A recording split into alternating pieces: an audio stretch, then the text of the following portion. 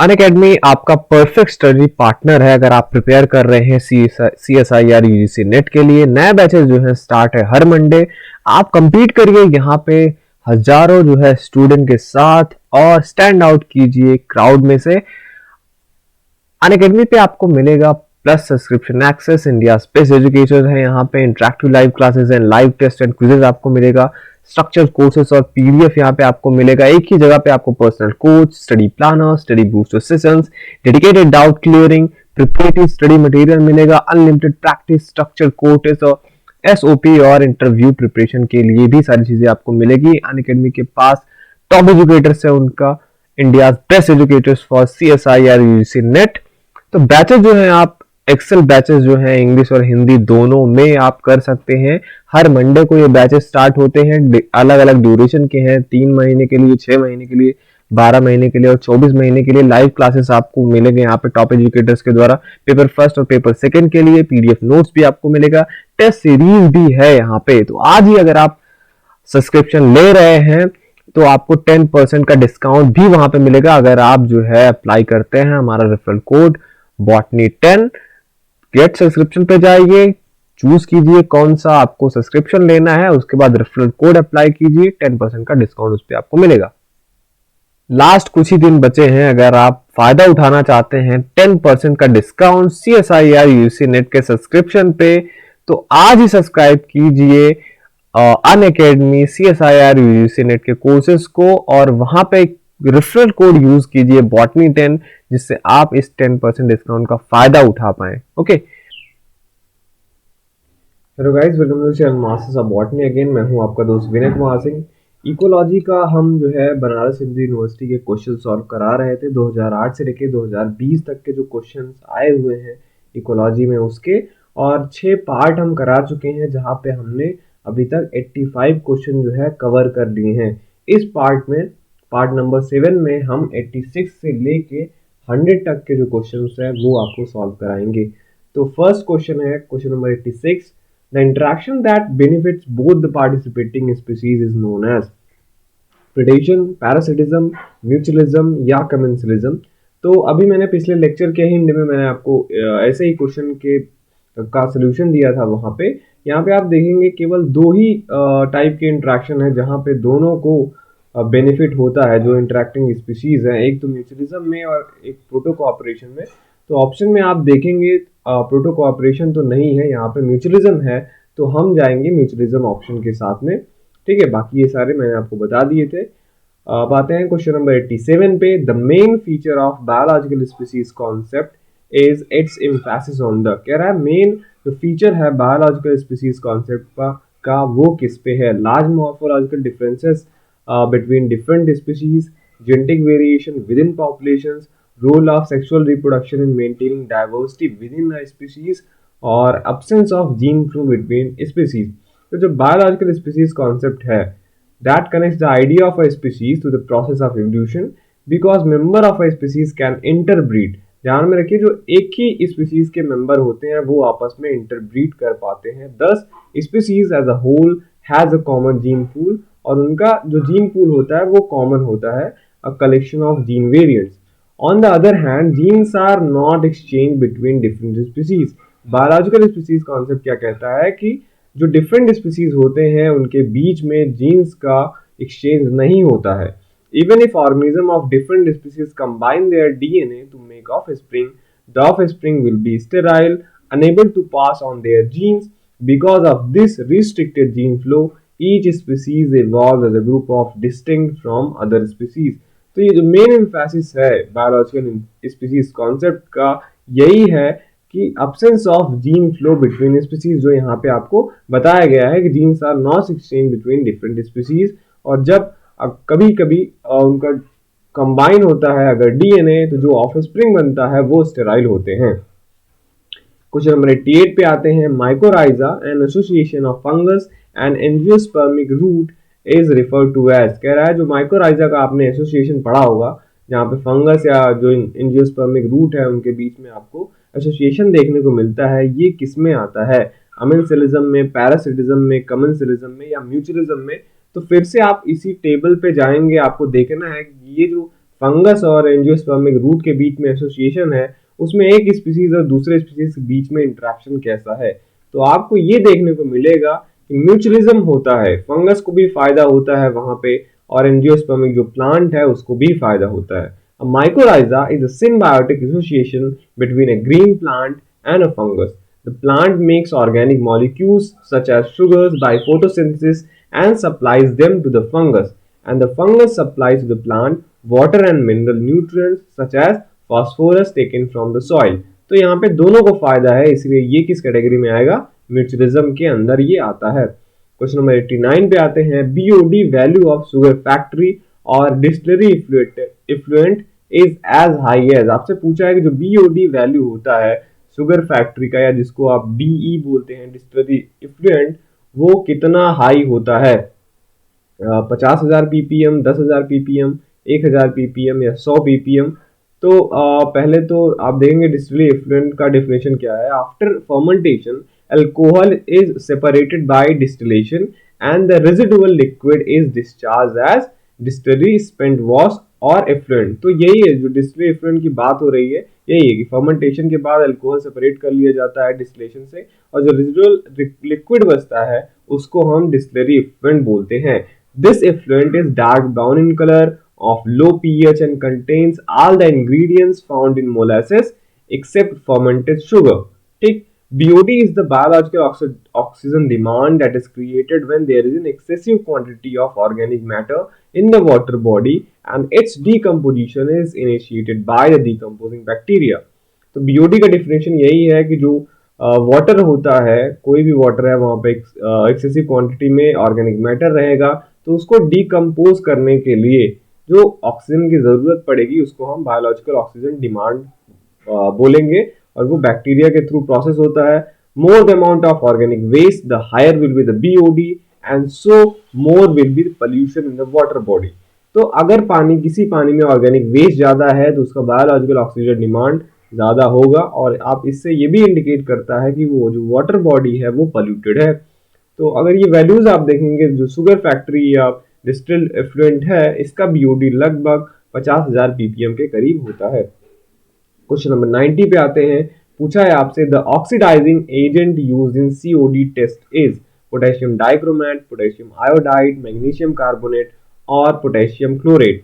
तो आप देखेंगे COD chemical oxygen demand is an indirect measurement of the amount of organic matter in a sample. तो ये एक इनडायरेक्ट मेजरमेंट है जिसके थ्रू हम ये पता करते हैं कि कितना ऑर्गेनिक मैटर किसी सैंपल में है या वाटर बॉडी में है। With this test, you can measure virtually all organic compound that can be digested by a digestion reagent। यहाँ पे हम एक reagent का यूज करते हैं, वही आपसे पूछा गया है कि कौन सा ऑक्सीडाइजिंग एजेंट का हम यूज करते हैं। COD contrast with biochemical oxygen demand, BOD कह रहा है, ये COD जो होता है BOD से अलग होता है, which relies on the use of microorganism to break down।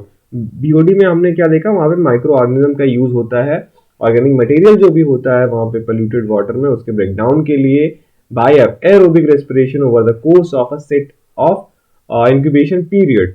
अब बीओडी एंड सीओडी को रिलेट विद वन अदर, तो यहाँ पे अलग है, यहाँ पे माइक्रो ऑर्गेनिज्म का यूज नहीं होता है सीओडी में। ठीक है, बीओडी और सीओडी को रिलेट करते हैं एक दूसरे से इन virtually all the samples, but BOD is always lower than COD। BOD की जो वैल्यू आती है ये COD से कम आती है, as the biochemical breakdown of organics is often not as complete as the chemical method। क्योंकि जो हम केमिकल मेथड से यहाँ पे ऑक्सीडाइज करते हैं ऑर्गेनिक मटेरियल का, वो BOD मतलब बायोलॉजिकली जो है उतना पॉसिबल नहीं होता है।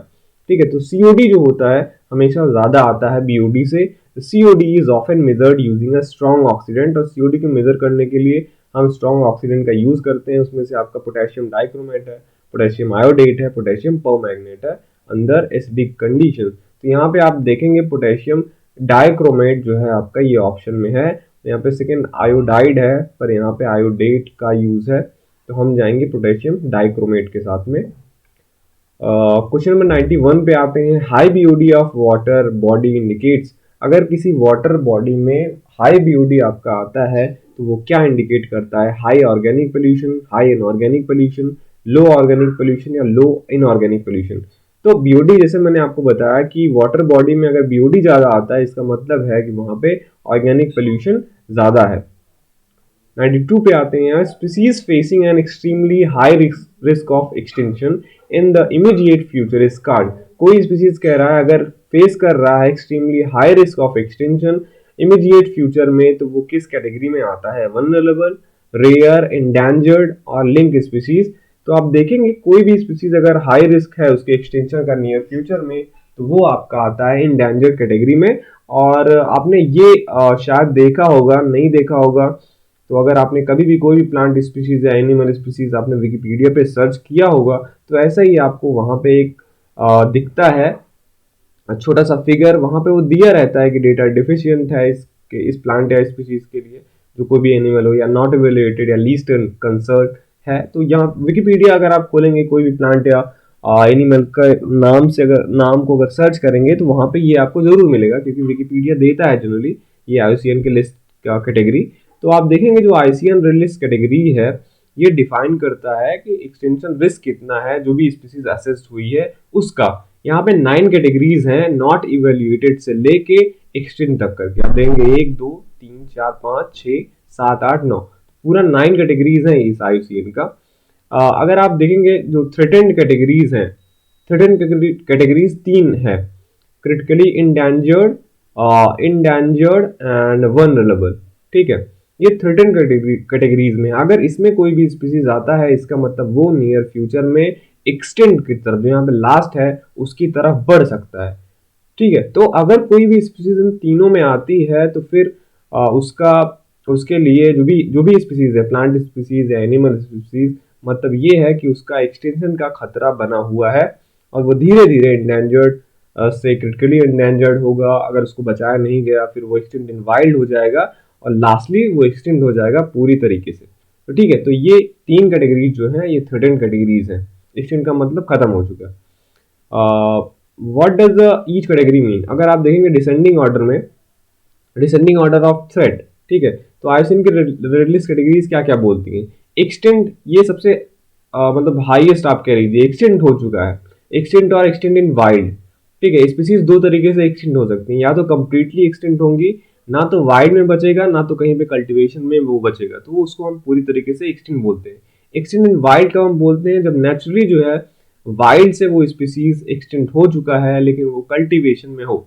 ध्यान दीजिए, कल्टीवेशन वाला जो चीज है हम उसको ज्यादा कंसीडर नहीं करते हैं, हम ये देखते हैं कि कोई स्पीसीज वाइल्ड में है कि नहीं है। अगर वाइल्ड में नहीं है तो उसको आप एक्सटेंड समझिए, क्योंकि वो अपने आप से कभी भी वहां पे ग्रो नहीं करता है। ठीक है, उसको आपको सूटेबल कंडीशंस प्रोवाइड कराना होगा अगर आप उसका कल्टीवेशन कर रहे हैं। तो अगर आपने उसको नॉर्मली छोड़ दिया तो बाकी सारे स्पीसीज से वो कम्पीट तो नहीं कर पाएगा। ठीक है, फिर उसके बाद आता है आपका क्रिटिकली इंडेंजर्ड, ये हो गया आपका। फिर इंडेंजर्ड आता है, फिर वनरेबल आता है स्पीसीज, ये सारे थ्रेटेंड कैटेगरीज हैं जैसे मैंने आपको बताया।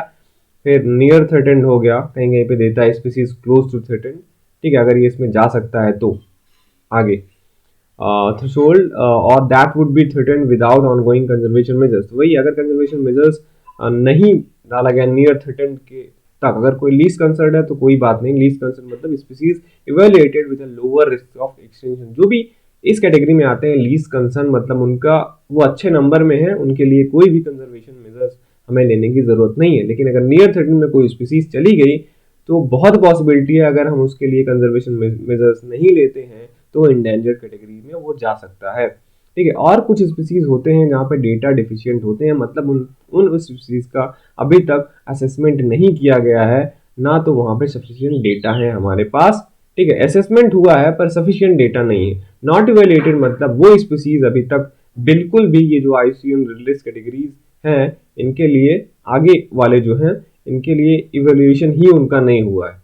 ठीक है, तो यहाँ पे क्या था आपका इंडेंजर्ड होगा। ठीक है, जिसका एक्सट्रीमली हाई रिस्क हो एक्सटेंशन का तो वो इंडेंजर्ड कैटेगरी में आएंगे। 93 पे आते हैं, organisation responsible for maintaining red data book is. कौन सा ऑर्गेनाइजेशन है यहाँ पे पूछा है जो रेड डेटा बुक को मेंटेन करता है? WWF, IUCN, BNHS और IBWF। तो IUCN का जो ये आप मैंने ये सारी चीजें बताई, यही IUCN ही क्या है आपका, the international union for conservation of nature, IUCN, यही जो है आपका ये रेड डेटा बुक जो है मेंटेन करता है, यही पब्लिश करता है red list of threatened species, also known as red data book. ये फाउंड हुआ था 1964 में। It is the world's most comprehensive inventory of global conservation status of biological species. 94 पे आते हैं, convention of wetland of international importance is better known as, जो convention है wetland of international importance, उसको हम बहुत अच्छे से किस नाम से जानते हैं, उसको मॉन्ट्रियल कन्वेंशन बोलते हैं, रियो कन्वेंशन बोलते हैं, वियना कन्वेंशन बोलते हैं, या रामासार कन्वेंशन बोलते हैं। तो जो भी कंजर्वेशन मेजर्स हम लेते हैं वेटलैंड के कंजर्वेशन के लिए, उसका एक और नाम है रामासार कन्वेंशन। ठीक है, the Ramsar convention on wetlands of international importance especially as water fowl habitat is an international treaty for the conservation and sustainable use of wetlands. It is also known as the Convention on Wetlands. It is named after the city of Ramsar in Iran where the convention was signed in 1971. तो आप हमेशा से याद रखिए, Ramsar convention is also known as the convention of wetlands of international importance. और बहुत सारे हैं, कुछ साइट भी हैं इंडिया में रामासार साइट्स जो इंपॉर्टेंस है और एग्जाम में पूछा भी जाता है वो।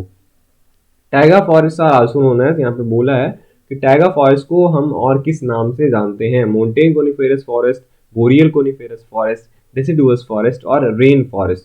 तो टैगा फॉरेस्ट को हम बोरियल कोनिफेरस फॉरेस्ट भी बोलते हैं। Taiga generally refer to in North America as a boreal forest बोलते हैं, या स्नो फॉरेस्ट से बोला जाता है नॉर्थ अमेरिका में। Is a biome characterized by coniferous forest, यहाँ पे क्या है, कोनिफेरस फॉरेस्ट होता है consisting mostly of pines, spruces and lurches. The taiga or boreal forest has been called the world's largest land biome के नाम से ये जाना जाता है। वहीं बात करें मोन्टेन का, मोन्टेन कोनिफेरस फॉरेस्ट आर फाउंड, ये सब एल्पाइन जोन में होता है, of the Appalachian Mountains and consist of communities of birch, aspen, jack pine, red spruce and frazier fir। ये सब जो प्लांट है ये आपको कहाँ पे मिलेंगे, मोन्टेन कोनिफेरस फॉरेस्ट में। The forests are naturally adapted to fire, with many of the species having thick, fire-resistant bark. 96. Nilgiri biosphere reserve is located in। तो नीलगिरी जो बायोस्फीयर रिजर्व है, पूछा है आपसे कहाँ पे लोकेटेड है, कर्नाटका, केरला, तमिलनाडु या ऑल ऑफ दीज। जो नीलगिरी बायोरिजर्व फॉरेस्ट है ये एक इंटरनेशनल बायोस्फीयर रिजर्व है in the western Ghats and Nilgiri hills range of south India. The Nilgiri sub cluster is a part of western Ghat which word declare as world heritage site भी है। ये UNESCO ने इसे 2012 में रिकॉग्नाइज किया था। तो वर्ल्ड हेरिटेज साइट्स कुछ हैं इंडिया में, वो भी पूछे जाते हैं एग्जाम में। It is the largest protected forest area in India spreading across Tamil Nadu, Karnataka, Kerala. तो इसीलिए ये 3 जो भी आपके हैं स्टेट, वहां पे ये फैला हुआ है। तो आप किस ऑप्शन के साथ जाएंगे, D, all of these. Question number 97. Which of the following is chiefly and mainly responsible for extinction of wildlife? आपसे यहाँ पे पूछा है कि कौन से फैक्टर जो है मेनली रिस्पॉन्सिबल है जो वाइल्ड लाइफ का एक्सटेंशन हो रहा है उसके लिए, pollution of water and air, hunting, restriction of habitats या ऑल ऑफ दीज। तो अभी जो है अगर आप मेन रिस्पॉन्सिबल फैक्टर्स देखेंगे जो भी एक्सटेंशन हो रहा है वाइल्ड लाइफ में उसके लिए, तो सबसे बड़ा रीजन है कि जो हैबिटेट्स हैं उसका डिस्ट्रक्शन हो रहा है। तो हैबिटेट डिग्रेडेशन या habitat destruction is currently the main anthropogenic cause of species extension in wild life. 98 पे आते हैं, silent valley having rare plants and animal is situated in. Silent valley पूछा है आपका, जहाँ पे रेयर प्लांट्स और एनिमल्स हैं ये कहाँ पे सिचुएटेड है, कर्नाटका, कश्मीर, केरला या बिहार। तो साइलेंट वैली आप याद रखिएगा ये केरला में सिचुएटेड है। साइलेंट वैली या नेशनल पार्क भी है केरला में, India. It is located in the Nilgiri hills में ही है। यहाँ पे इसका कोर एरिया इतना है 89.52 kilometer square which is surrounded by buffer zone of 148 kilometer square. The national park has some rare species of flora and fauna. Question number 99 पे आते हैं, पूछा है आपसे non conventional source of energy इनमें से कौन सा है, वुड, बायोगैस, कोल, पेट्रोलियम। तो करेक्ट ऑप्शन क्या है इसका, बायोगैस। एक्सप्लेनेशन आप अगर देखेंगे, कन्वेंशनल सोर्सेस ऑफ एनर्जी जो हैं आपके ये क्या है, these sources of energy are also known as non renewable sources of energy and are available in limited quantity. तो जो भी कन्वेंशनल सोर्सेज हैं एनर्जी का, ये आपके लीजिए ये नॉन रिन्यूएबल सोर्सेज होते हैं एनर्जी का, जिसको हम दोबारा नहीं रिन्यू कर सकते हैं। कोल हो गए, फॉसिल फ्यूल्स हो गए, ये इनके एग्जाम्पल है। वहीं अगर आप non conventional sources of energy की बात करते हैं तो ये सोर्सेज हैं जिन्हें रिन्यूएबल सोर्सेज ऑफ एनर्जी भी कहते हैं। इनके एग्जाम्पल कौन से हैं? Solar energy, bio energy, tidal energy and wind energy. तो नॉन कन्वेंशनल में अब कौन सा आपका आएगा? कन्वेंशनल में आप देखेंगे हम वुड यूज करते हैं, कोल यूज करते हैं, पेट्रोलियम यूज करते हैं। ये सारे क्या है? नॉन रिन्यूएबल हैं और ये कन्वेंशनल सोर्सेज में आएंगे। वहीं नॉन कन्वेंशनल सोर्स में आपका क्या आएगा? बायोगैस। क्वेश्चन नंबर 100 पे आते हैं, जो कि इस वीडियो का लास्ट क्वेश्चन होगा। Sanctuary for rhododendron and orchid have been established in. कह रहा है सेंचुरीज जो है बनाए गए हैं रोडोडेंड्रॉन और ऑर्किड के लिए, ये कहाँ पे एस्टैब्लिश है? असम, मेघालय, त्रिपुरा या सिक्किम? तो आप हमेशा से याद रखिए, पहली बात तो रोडोडेंड्रॉन जो है आपके सिक्किम में बहुत ज़्यादा है। और ये जिस सेंचुरी की बात हो रही है ये आपका कौन सा है? क्योंगनोसला अल्पाइन सेंचुरी है। ये वाइल्ड लाइफ सेंचुरी है ईस्ट सिक्किम में, इंडिया में। It is situated around an area adjoining the Tsomgo lake है। यहाँ पे नाथुला रोड है सिक्किम में, वहाँ पे 31 किलोमीटर है ये गैंगटोक से ईस्ट में, जो कैपिटल है सिक्किम का।